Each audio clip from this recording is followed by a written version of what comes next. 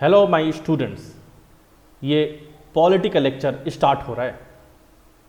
आपको पता है कि हमारा यूपीएसआई का कोर्स लॉन्च हो चुका है और कई सारे वीडियोस आ चुके हैं। मूल विधि पे अभी वीडियोस आ रहे हैं और ये संविधान पे वीडियो आ रहा है। संविधान पे हमारा जो कोर्स है वो कंप्लीट होगा और कई सारे कोर्सेज कंप्लीट होंगे, जिससे कि आपकी जो एक ओवरऑल प्रिपरेशन है वो हो सके। मैं आपको बता दूं, ये जो सब्जेक्ट है ये बहुत ही आसान है, मार्क्स लाना बहुत ही आसान है। यदि आपकी बेसिक अंडरस्टैंडिंग है इस सब्जेक्ट की तो कोई भी क्वेश्चन इतना टफ नहीं होता, बहुत आसानी से लिया जा सकता है। पहली चीज़। दूसरी चीज़, आप ये भी समझ लें कि संविधान में, कॉन्स्टिट्यूशन में 395 आर्टिकल्स हैं। 395, ये सारे के सारे आर्टिकल्स नहीं पढ़ने हैं। सबसे अच्छी चीज़ ये है, आपको आर्टिकल्स जो इंपॉर्टेंट है वही पढ़ना है। लेकिन पॉलिटी में पढ़ना क्या है? तो पॉलिटी में पढ़ना है कॉन्सेप्ट, संविधान में पढ़ना है कॉन्सेप्ट।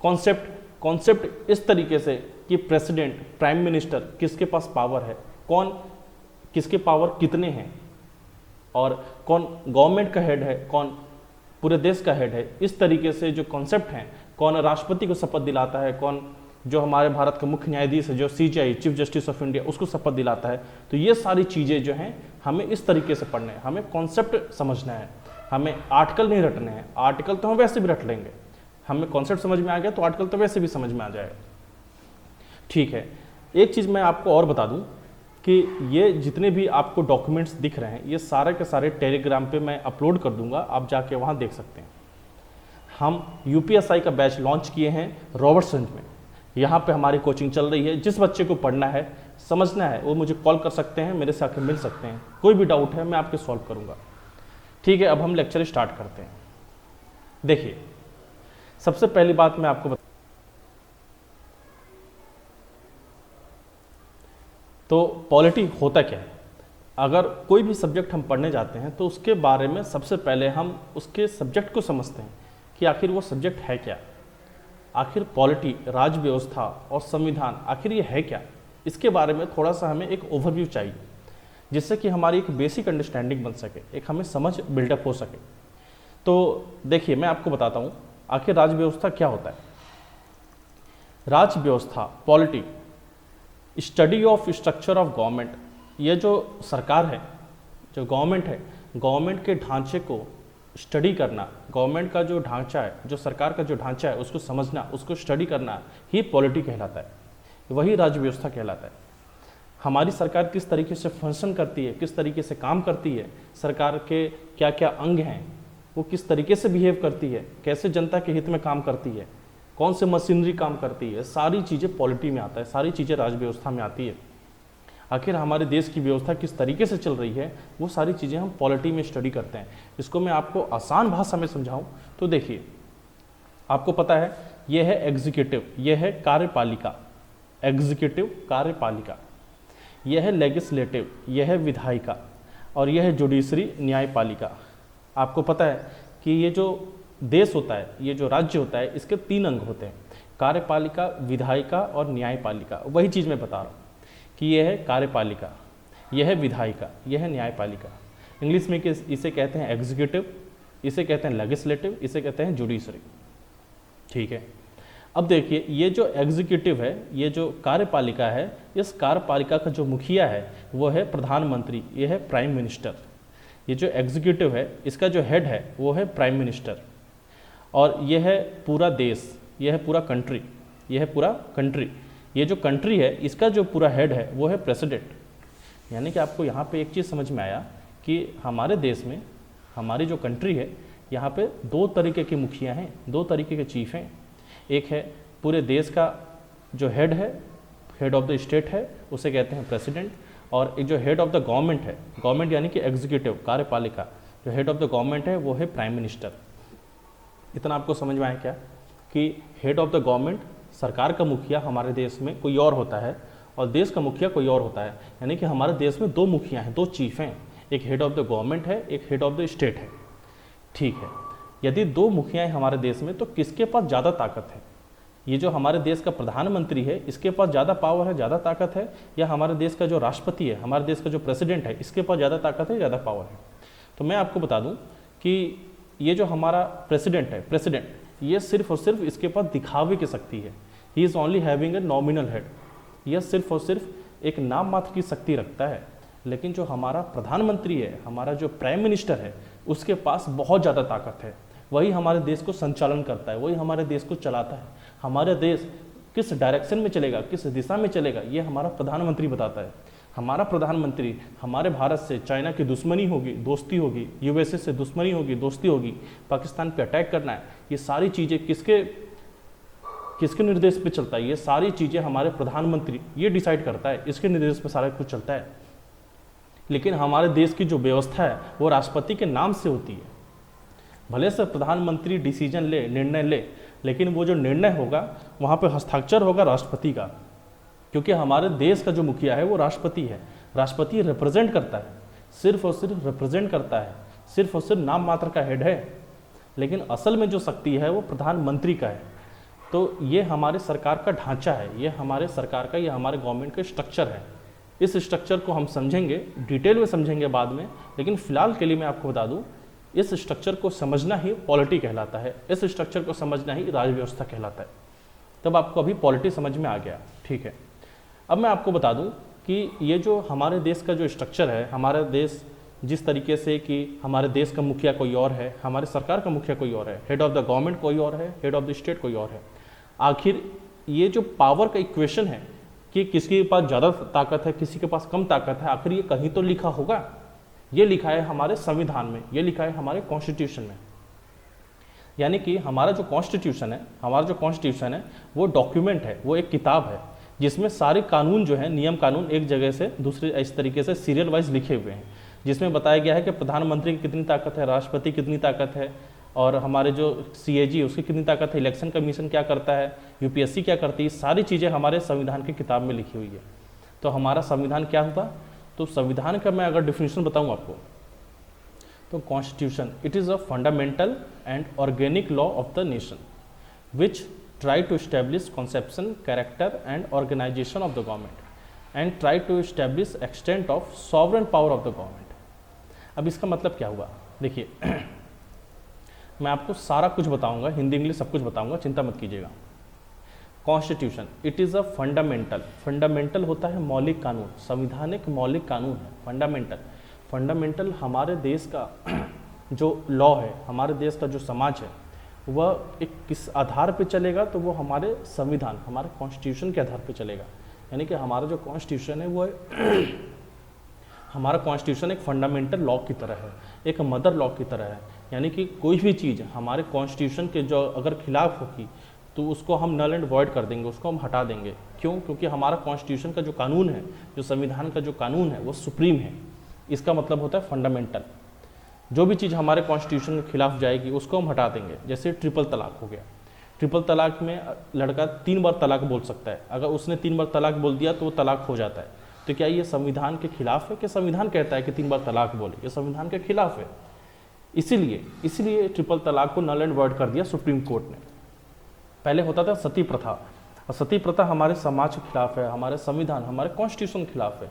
क्योंकि हमारा जो कॉन्स्टिट्यूशन है, हमारा देश कॉन्स्टिट्यूशन से चलेगा, ना कि किसी के सोशल लॉ से चलेगा, ना किसी के पर्सनल लॉ से चलेगा। तो हमारा जो कॉन्स्टिट्यूशन है वो फंडामेंटल लॉ की तरह है। दूसरा है ऑर्गेनिक लॉ। हमारा जो कॉन्स्टिट्यूशन है वो जीवित कानून की तरह है, ऑर्गेनिक लॉ की तरह है। इसका मतलब क्या हुआ? इसका मतलब ये हुआ कि हमारा जो कॉन्स्टिट्यूशन है, हमारा जो संविधान है, उसमें बदलाव आ सकता है, उसमें चेंज आ सकता है। जिस तरीके से समय बदलता है तो आपके शरीर में बदलाव आता है, आपकी सोच में बदलाव आता है, उसी तरीके से जैसे जैसे समाज में बदलाव आता है, उसी बदलाव हमें संविधान में भी लाना पड़ता है।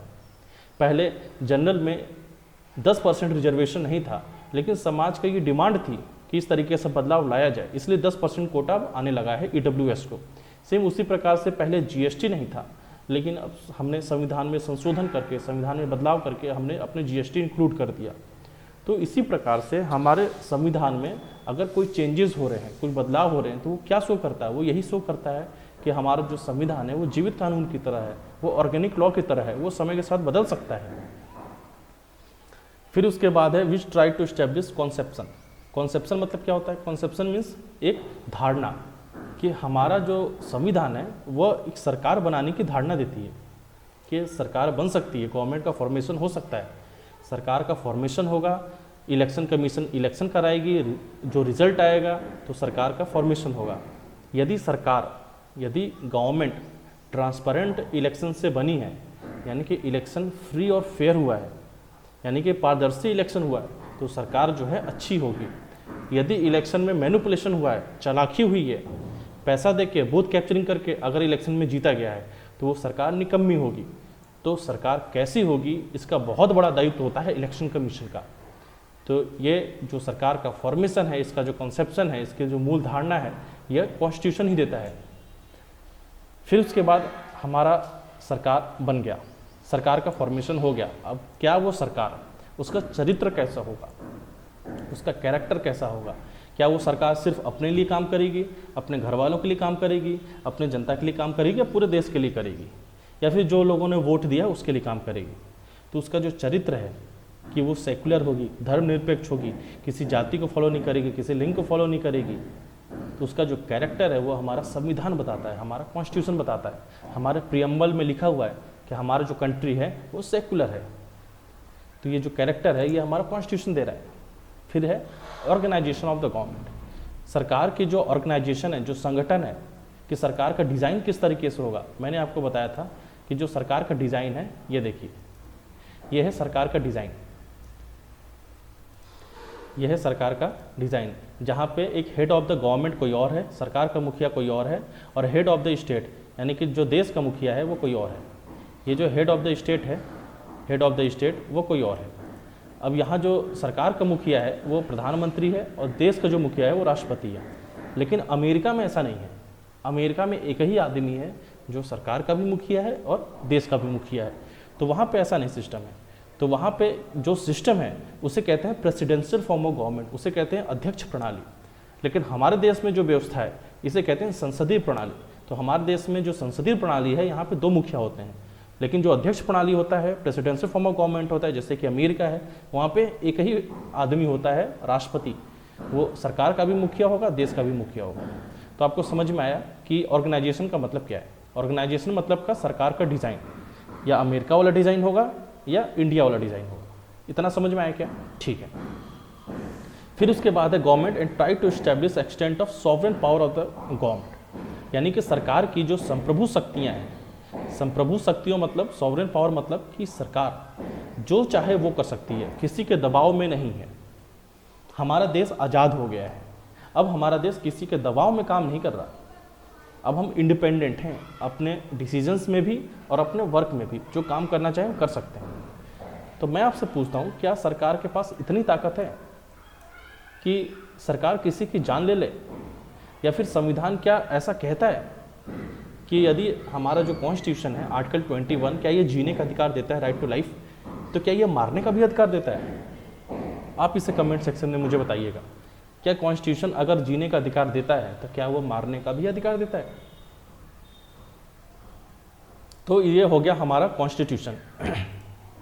तो आपको बेसिक समझ में आ गया पॉलिटी क्या होता है, सरकार के ढांचा, गवर्नमेंट की जो स्ट्रक्चर है, उसका जो ढांचा है, ये जो डिज़ाइन है, इसको समझना ही पॉलिटी कहलाता है। और कॉन्स्टिट्यूशन क्या होता है?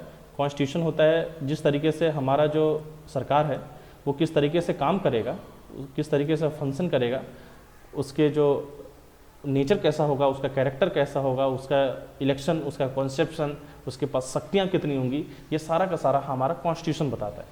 तो हमारा पॉलिटी और कॉन्स्टिट्यूशन, ये चीज़ आपको समझ में आ गया, मुझे ऐसा लगता है। कोई डाउट है तो आप मेरे को कॉल कर सकते हैं या फिर डायरेक्ट व्हाट्सएप पे बात भी कर सकते हैं। और ये हमारी कोचिंग है रॉबर्ट्सगंज में, आप आके ऑफलाइन पढ़ भी सकते हैं, और ऑनलाइन अगर पढ़ना है तो आप यूट्यूब पे फ्री ऑफ कॉस्ट पढ़ सकते हैं, कोई दिक्कत नहीं। हम आगे बढ़ते हैं। अब देखते हैं फीचर्स ऑफ कॉन्स्टिट्यूशन, संविधान की विशेषताएं।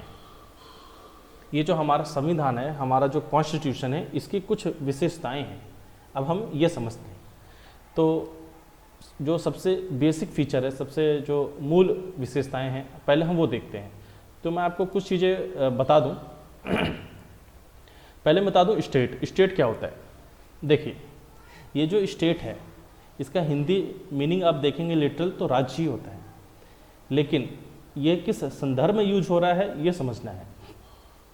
यदि आप इंटरनेशनल लेवल पे बात करते हैं, यदि आप अंतर्राष्ट्रीय स्तर पे बात करते हैं तो स्टेट को एक कंट्री माना जाता है, यानी कि अमेरिका एक स्टेट है, यूएसए एक स्टेट है, पाकिस्तान एक स्टेट है, चाइना एक स्टेट है, यानी कि एक कंट्री जो है उसको हम स्टेट मानते हैं। इंडिया एक स्टेट है, पाकिस्तान एक स्टेट है, नेपाल एक स्टेट है, यानी कि ये सारे के सारे स्टेट हैं। तो इंटरनेशनल लेवल पे एक हम कंट्री को हम स्टेट मानते हैं। तो आपको ये समझ में आ गया कि यहाँ पे स्टेट का मतलब क्या है। यहाँ पे स्टेट का मतलब है कंट्री, यहाँ पे स्टेट का मतलब है कंट्री, ठीक है। नेशनल लेवल पे अपने इंडिया के लेवल पे स्टेट का मतलब क्या है? अपने इंडिया के लेवल पे स्टेट का मतलब है एक प्रांत, जैसे कि यूपी, एमपी, हिमाचल, इसी तरीके से जम्मू कश्मीर, दिल्ली, कई सारे राज्य हैं, महाराष्ट्र, तमिलनाडु, आंध्रा, ये सारे के सारे जो नेशनल लेवल पे इसे हम स्टेट कहते हैं, इसे हम राज्य कहते हैं। एक और डिफरेंस है, वो है कॉन्स्टिट्यूशन, जो हमारा संविधान बताता है। हमारा कॉन्स्टिट्यूशन कहता है कि स्टेट क्या है, हमारा कॉन्स्टिट्यूशन भी, हमारा संविधान भी स्टेट को डिफाइन करता है। यह हम बाद में पढ़ेंगे डिटेल में। अभी के लिए आप बस ये समझ लीजिए कि आर्टिकल 12 ये स्टेट को डिफाइन करता है कि स्टेट क्या है। तो हमारा संविधान कहता है कि स्टेट हर वो चीज़ है जो चीज़ सरकारी है, जो चीज़ गवर्नमेंट से मान्यता प्राप्त है, जो चीज़ सरकारी है, जो चीज़ गवर्नमेंट है, वही स्टेट है।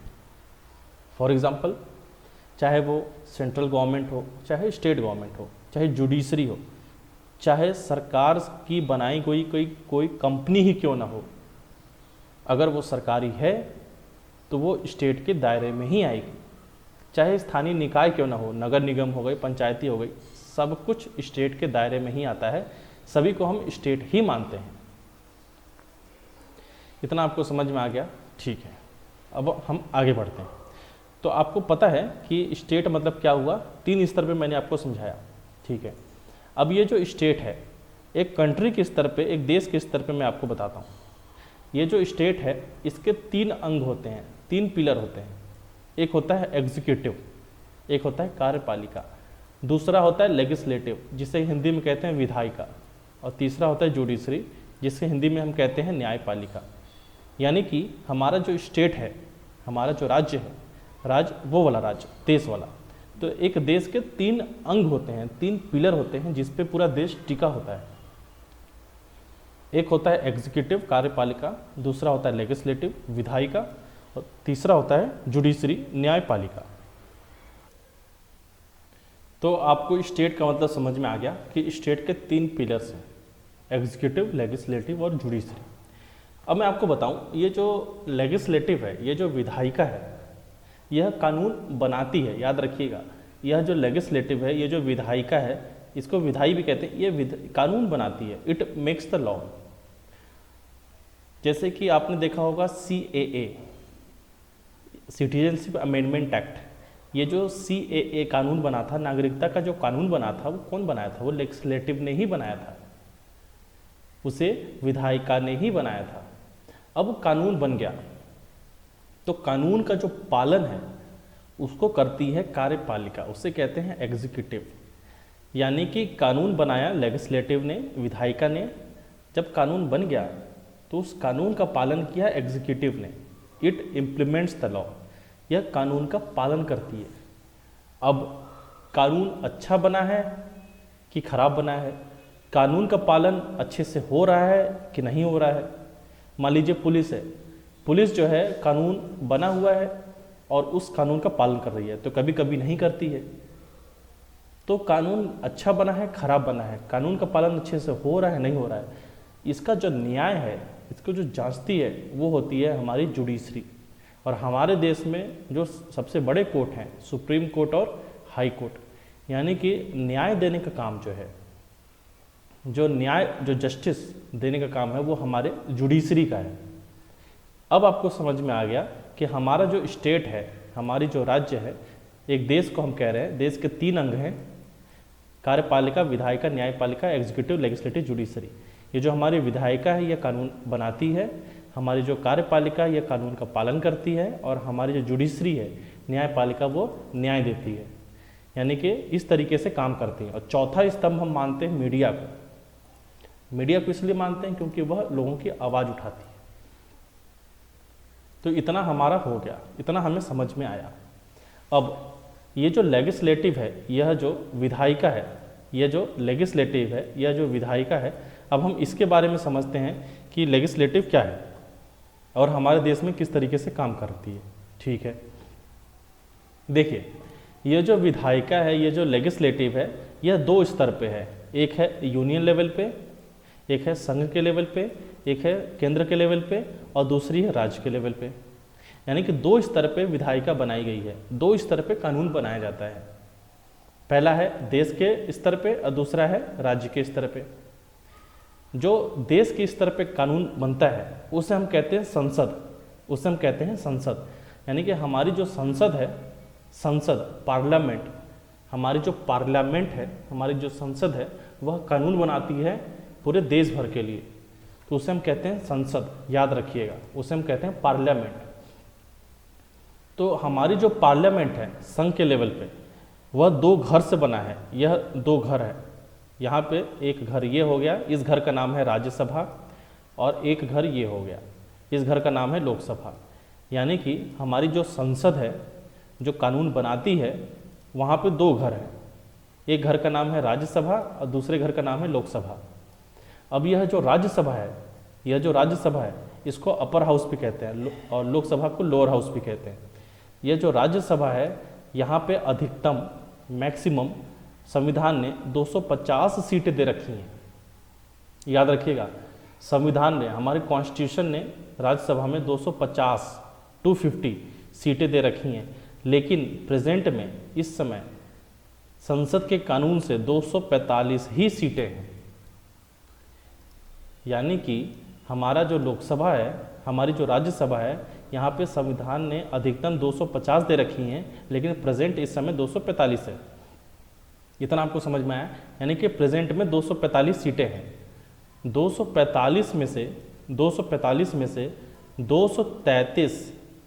233 जो सांसद हैं, याद रखिएगा, राज्यसभा हो चाहे लोकसभा हो, जो भी इस घर में बैठेगा, चाहे वो इस घर में बैठे, राज्यसभा में बैठे, चाहे लोकसभा में बैठे, सबको हम कहेंगे सांसद, सबको हम कहेंगे सांसद।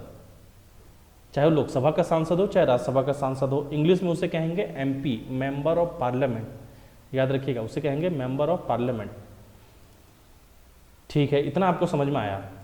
यानी कि जो सांसद राज्यसभा में बैठ रहे हैं और जो सांसद लोकसभा में बैठ रहे हैं, तो जो सांसद राज्यसभा में बैठते हैं वहाँ पे 245 बैठ सकते हैं, जिसमें से 233 सांसद का निर्वाचन होता है, चुनाव होता है, और 12 सांसद जो हैं राज्यसभा के, उनका चुनाव नहीं होता है, उनको मनोनीत किया जाता है और उनको राष्ट्रपति मनोनीत करता है।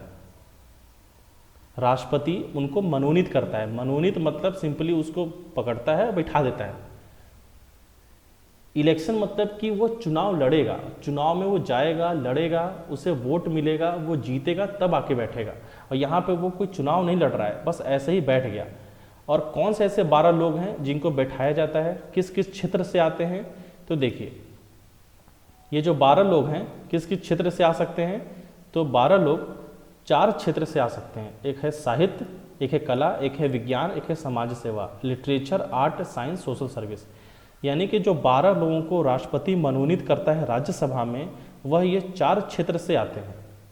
आपने देखा होगा रेखा, सचिन तेंदुलकर, ये सारे लोग मनोनीत होके आए हैं। तो मनोनीत हुए हैं तो इसी 4 एरिया से वो आए हैं। यानी कि ये 4 एरिया से वो बिलोंग करते थे, इसलिए वो आए हैं, इसलिए राष्ट्रपति जी ने उन्हें मनोनीत किया है। तब आपको समझ में आ गया कि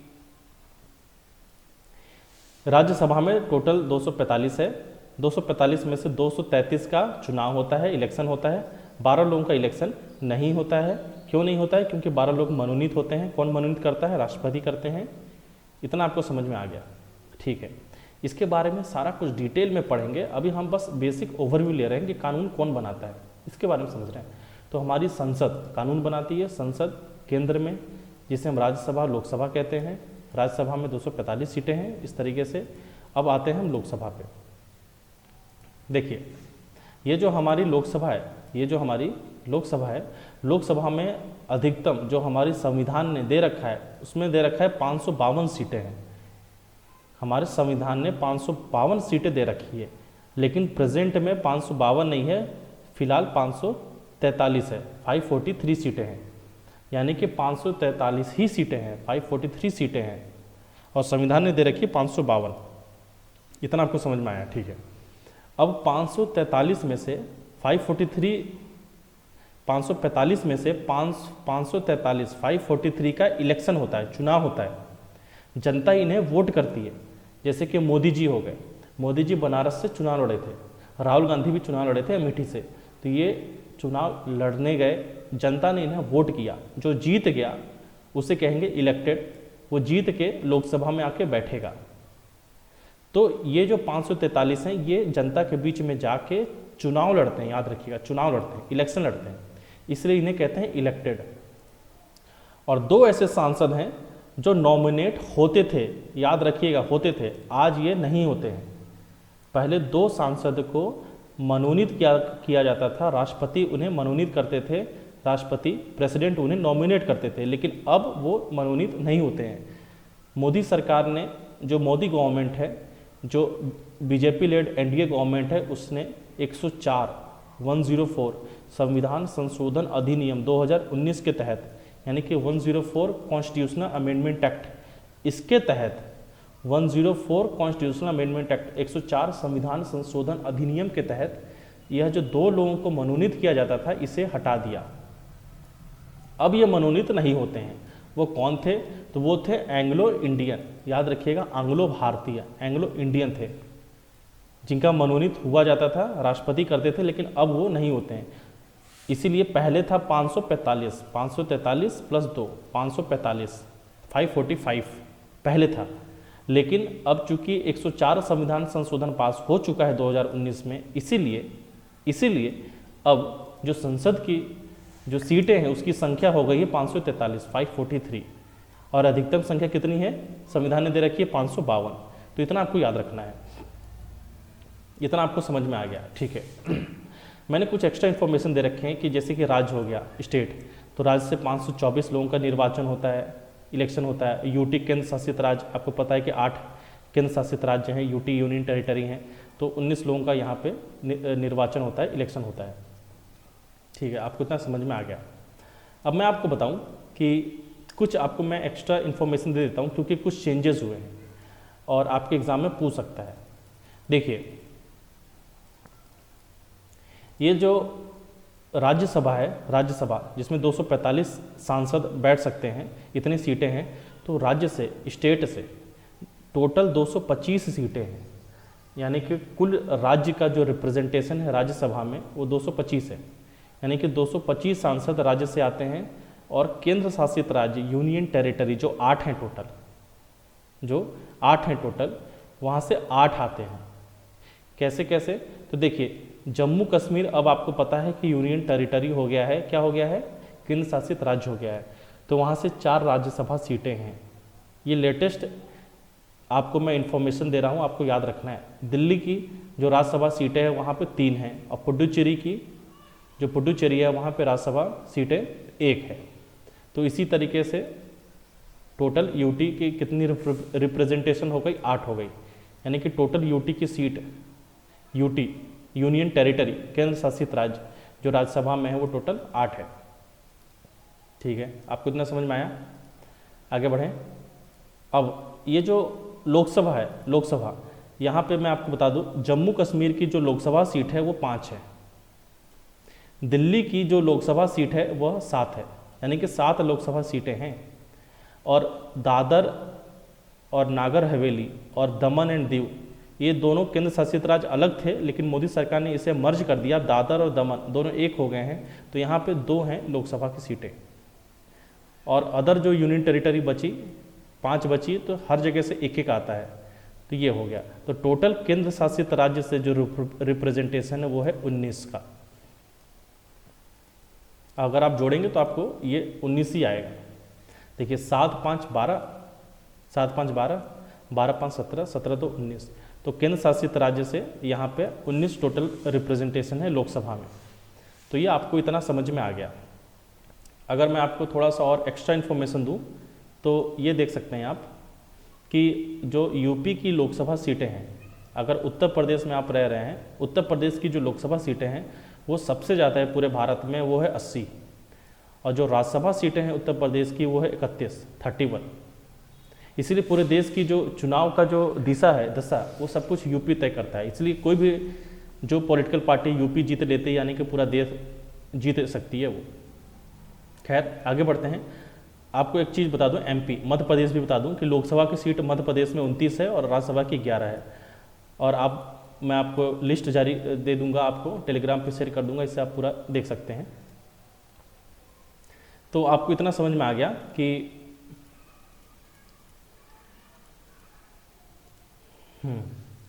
आपको इतना समझ में आ गया कि लोकसभा में कुल सीटें हैं 543 और संविधान ने अधिकतम दे रखी है 552। राज्यसभा में कुल सीटें हैं 245 और अधिकतम दे रखी है 250। अपनी यूपी में लोकसभा की सीटें 80 हैं और राज्यसभा की सीटें 31 हैं। इतना आपको समझ में आ गया। आगे बढ़ते हैं। अब जो कानून बनाती है वो संसद होती है केंद्र के स्तर पे, यूनियन लेवल पे, लेकिन राज्य के स्तर पर भी कानून बनाया जाता है।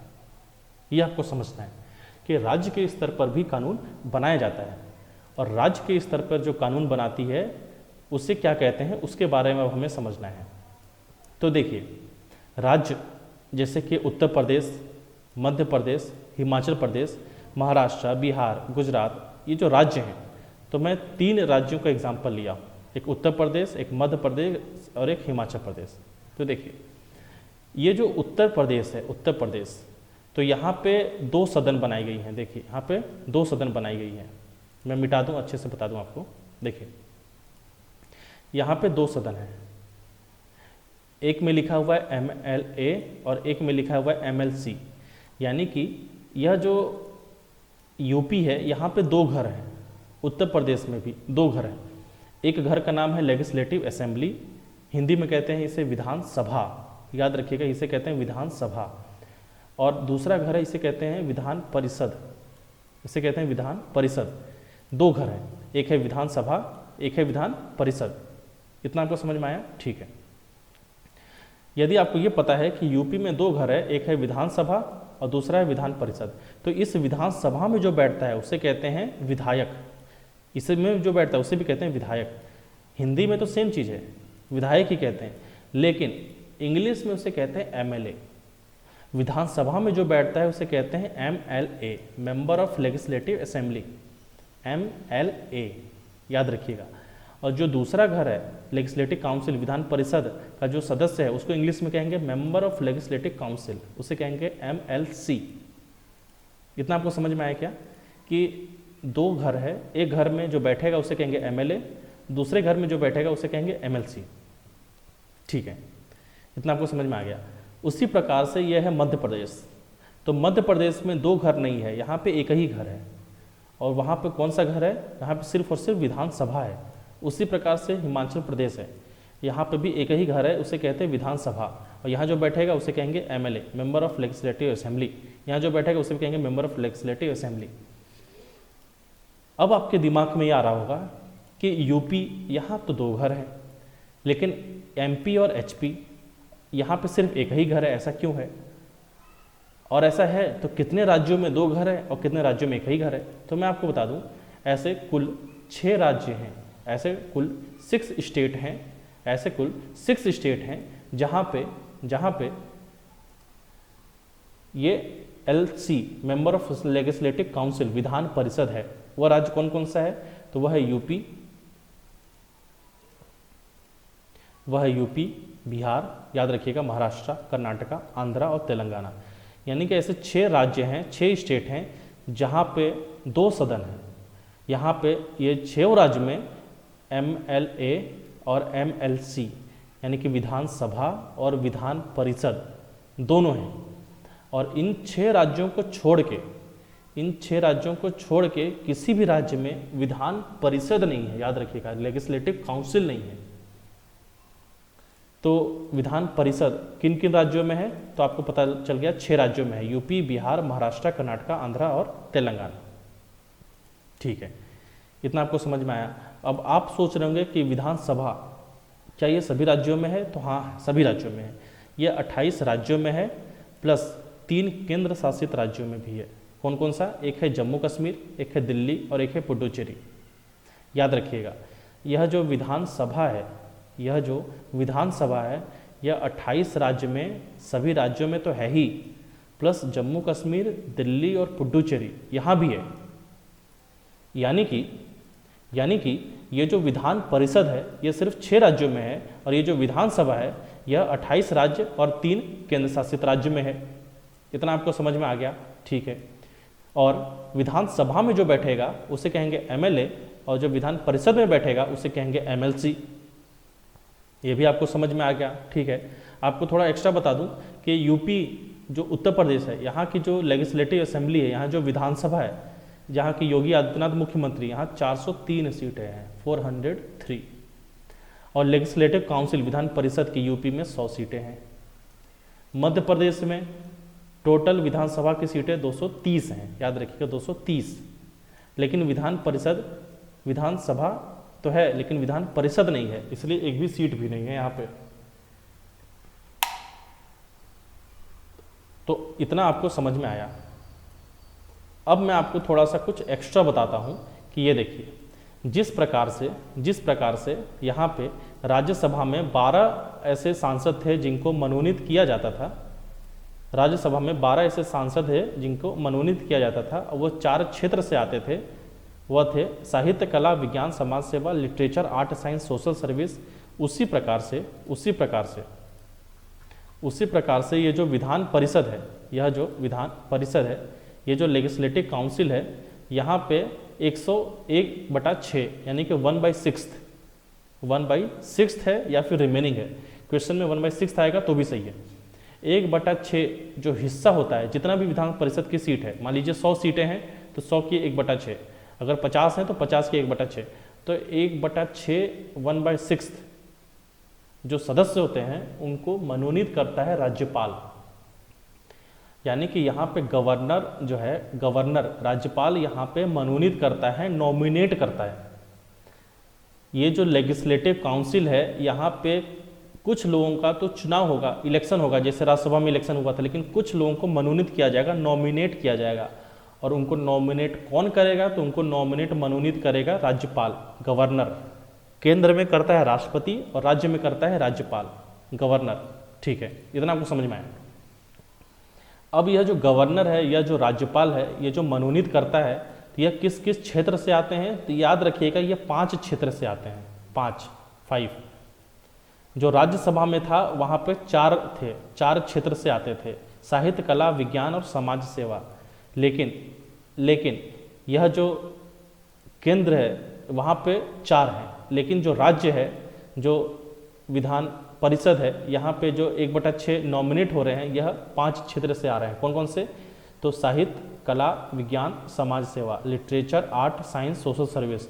और लास्ट है, एक और जुड़ जाता है, उसे कहते हैं कोऑपरेटिव मूवमेंट, जिसे कहते हैं सहकारी आंदोलन। अब यह क्या होता है?